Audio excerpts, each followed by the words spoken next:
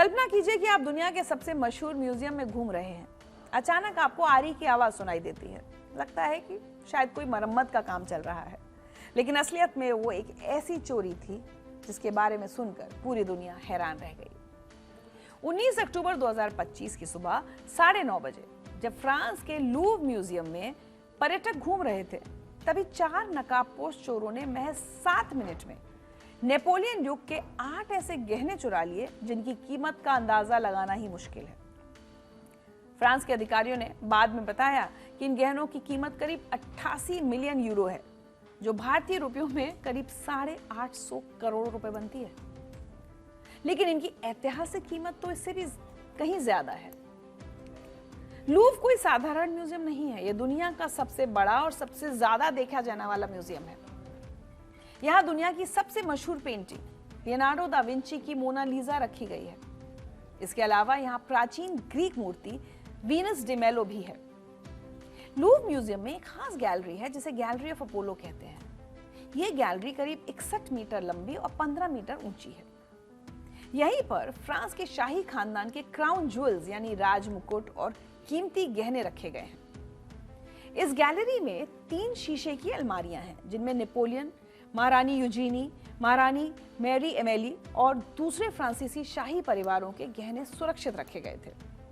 इन गहनों में reagent diamond, Sansi diamond और हॉर्टेंसिया डायमंड जैसे दुर्लभ हीरे भी शामिल हैं। अब आइए जानते हैं कि इस चोरी को कैसे अंजाम दिया गया।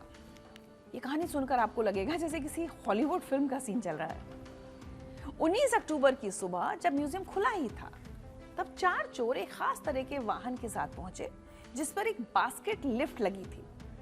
ये वही लिफ्ट होती है जो निर्माण कार्यों में इस्तेमाल होती है। चोरों ने भी निर्माण कर्मचारियों वाला हुलिया बना रखा था। सबसे चालाकी भरी बात यह थी कि उन्होंने सेन नदी की तरफ से एंट्री ली, जहां सिक्योरिटी कम थी। चोर बास्केट लिफ्ट की मदद से म्यूजियम की पहली मंजिल की खिड़की तक पहुंचे। फिर उन्होंने छोटी चेनसॉ मशीन और एंगल ग्राइंडर का इस्तेमाल करके खिड़की का शीशा काटा। एक अमेरिकी पर्यटक जेकब बार्कर जो उस वक्त उसी गैलरी में थे, उन्होंने बताया कि उन्हें जोर से धड़धड़ाने की आवाज सुनाई दी और फिर आरी की तेज आवाज आई। अंदर घुसने के बाद चोरों ने गैलरी के बीच में रखी शीशे की अलमारियों को तोड़ा।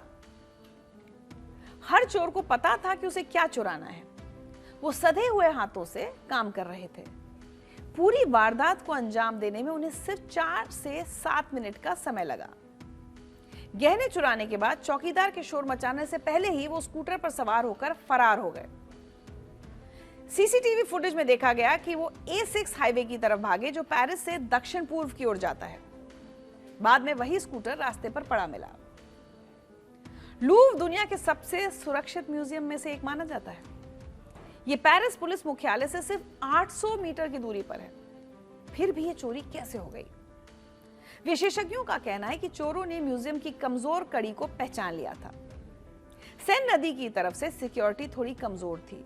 सुबह के समय जब म्यूजियम खुला ही था और उस समय अलर्ट लेवल भी कम होता है, उस समय को चुना गया। फ्रांस के अधिकारी अब जांच कर रहे हैं कि अलार्म सिस्टम ठीक से काम क्यों नहीं कर रहा था।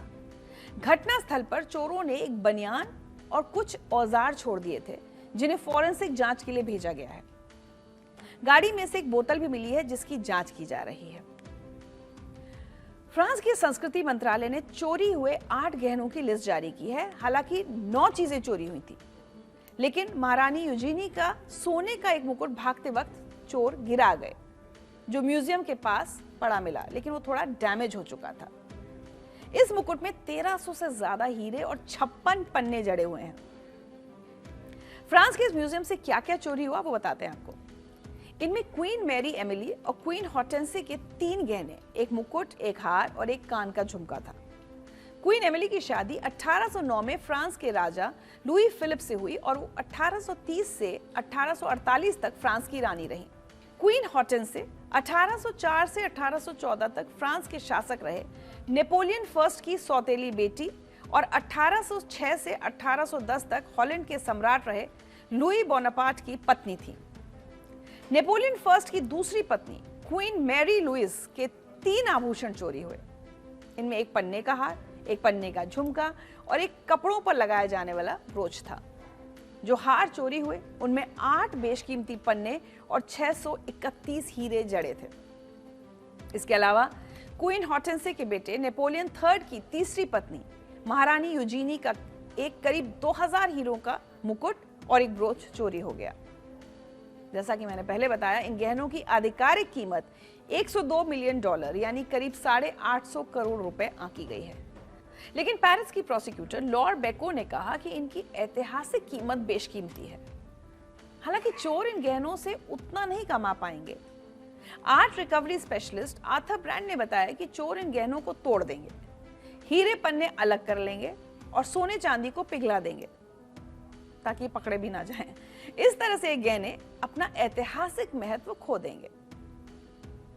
अब एक अहम सवाल कि चोर इन गहनों को कहां बेचेंगे? तो मैं आपको बता दूं कि चोरी के गहनों का एक पूरा इंटरनेशनल नेटवर्क है। FBI के मुताबिक हर साल चोरी की गई आर्टवर्क का अंतर्राष्ट्रीय ब्लैक मार्केट अरबों डॉलर का है।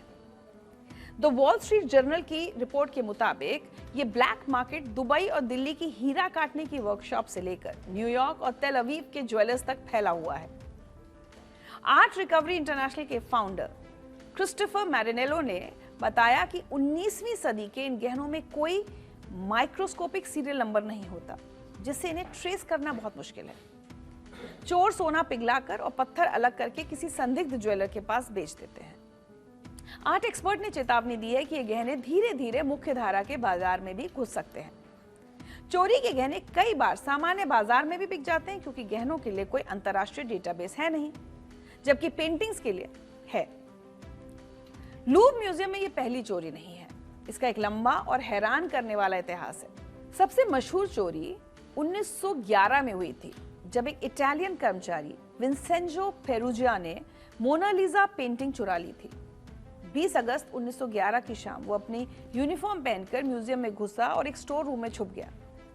अगली सुबह जब म्यूजियम खाली था, वो बाहर निकला और मोनालिसा पेंटिंग को दीवार से उतारकर एक सफेद चादर में लपेट लिया। जब वो बाहर निकलने की कोशिश कर रहा था तो दरवाजा बंद था, लेकिन एक प्लम्बर ने उसे अपना सहकर्मी समझकर दरवाजा खोल दिया। 2 साल बाद विंसेंजो को गिरफ्तार करके पेंटिंग बरामद कर ली गई। कहा जाता है कि इसी चोरी के बाद मोनालिसा पूरी दुनिया में मशहूर हो गई। 1956 में एक शख्स ने मोनालिसा की पेंटिंग पर पत्थर फेंका था, जिससे पेंटिंग का जो पेंट है वो उखड़ गया था। उसके बाद पेंटिंग को ग्लास के अंदर रखा जाने लगा।